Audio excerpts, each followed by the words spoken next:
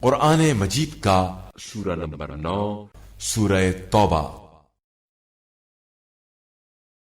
اللہ اور اس کے رسول کی طرف سے اعلان بیزاری ہے ان مشرکوں کی طرف جن سے تمہارا معاہدہ تھا، پس تم لوگ اس ملک میں 4 مہینے چل پھر لو اور جان رکھو کہ تم اللہ کو عاجز نہیں کر سکتے، اور یہ کہ اللہ کافروں کو رسوا کرنے والا ہے۔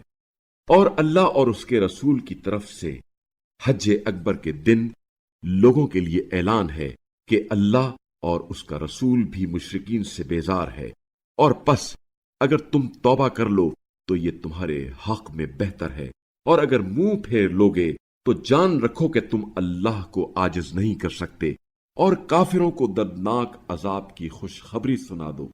البتہ جن مشرکین سے تمہارا معاہدہ تھا پھر انہوں نے تمہارے ساتھ کوئی قصور نہیں کیا اور نہ ہی تمہارے خلاف کسی کی مدد کی، تو ایسے لوگوں کے ساتھ جس مدت کے لیے معاہدہ ہوا ہے اسے پورا کرو۔ بتحقیق اللہ اہل تقوی کو دوست رکھتا ہے۔ پس جب حرمت کے مہینے گزر جائیں تو مشرکین کو تم جہاں پاؤ قتل کرو اور انہیں پکڑو اور گھیرو اور ہر گھات پر ان کی طاق میں بیٹھو۔ پھر اگر وہ توبہ کر لیں اور نماز قائم کریں اور زکوٰۃ ادا کریں تو ان کا راستہ چھوڑ دو، بے شک اللہ بڑا درگزر کرنے والا، رحم کرنے والا ہے۔ اور اگر مشرکین میں سے کوئی شخص آپ صلی اللہ علیہ وآلہ وسلم سے پناہ مانگے تو اسے پناہ دے دیں تاکہ وہ کلام اللہ کو سن لے، پھر اسے اس کی امن کی جگہ پہنچا دیں۔ ایسا اس لیے ہے کہ یہ لوگ جانتے نہیں ہیں۔ اللہ اور اس کے رسول کے نزدیک کوئی عہد مشرکین کے لیے کیسے ہو سکتا ہے بجز ان لوگوں کے جن سے تم نے مسجد الحرام کے پاس معاہدہ کیا ہے۔ پس جب تک وہ تمہارے ساتھ اس عہد پر قائم رہیں تو تم بھی ان کے ساتھ قائم رہو، یقیناً اللہ اہل تقوی کو دوست رکھتا ہے۔